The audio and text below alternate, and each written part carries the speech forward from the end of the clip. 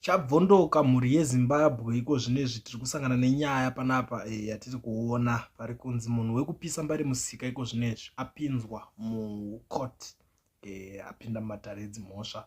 Ndiyo nyaya yatiri kusangana nayo panapa. Pakupiswa kwembare Musika munhu ari kupomedzerwa pano ndisecurity guard ari kunzi akanga akabatidza moto achida kuzvidzisa ari pagedhi pemusika, gedhi hombe, main gate, because Mbare Musika ine magedhi akawanda, saka paronzi aida kuzvidzisa ari kumain gate. So pana pari kunzi muchinda wanonzi action chakauya ane 35 years from Mbare, who is employed as a security guard at the premises opposite the Mbare Musika retail market, appeared before the Mbare Magistrate Court facing charges of negligently causing serious damage to property as defined in section 141 of the Criminal Law Codification and Reform Act chapter 9 23 ndo mutemo waari kutongwa nawo. So the complainant in this matter is Mbare Musika retailers. Allegations are that on the 8th of October 2024 the accused person was manning the premises opposite Mbare Musika retail market when he set a fire at one of the main opposite entrances to the Mbare Musika retail market, close to the precast wall outside the market, and to warm himself. He lost control of the fire, which raised down the Mbare Musika retail market. Police investigations led to the arrest of the accused person. The value of the destroyed property is $5 million. The accused person will be back in court on the 21st of October for bail ruling. Ndo nyaya yacho mamiriro ayakaita.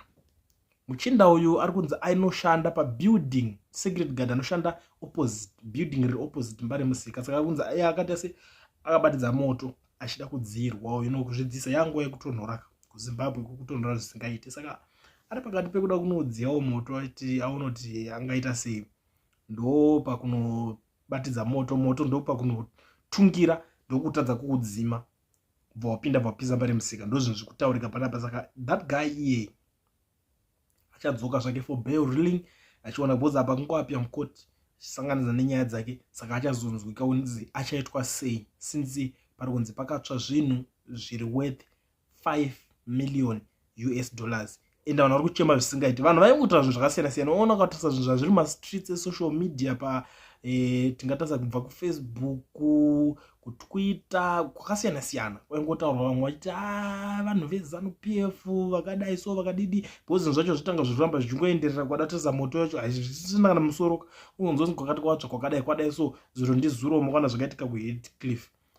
Pakangweri kana pangonzi kanzuro yakangouya pasina notice ndo mabudiro aitoita nyaya yacho. Saka zvinhu zvinotozotaurwa hazvo takada kuzvitarisa hazvizoperi kuti zvii zvinenge zvichinyatsotaurika. But this time around regedzai timboona kuti vari kuda kuedza kuita sei panapa, since muchinda uyu ariye ari kunzi ndiye akabatidza moto ukazodarikira ukapinda ukanopisa property. Mapurisa ari kunzi akazonyorwa ma-investigations kusvika vaenda kunomubata. Saka ari mumaoko avo emapurisa.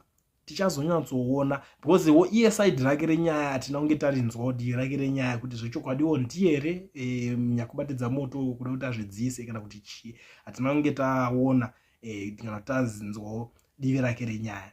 But pano tambotaura zvatambonzwawo kuti ngomana arimboiswa mumaoko mavo. Tichazokuudzai kuti chii chichange chaitika after bail ruling. Achaitwa sei, achatongwa sei inyaya kuti tinenge takutanga kuifambira manje tichiongorora kuti zvii zviri kuitika for now. Saka ndo nyaya ndangoti ndiwe nayo update yekuMbare Musika ndichingokuzivisai zviri paground.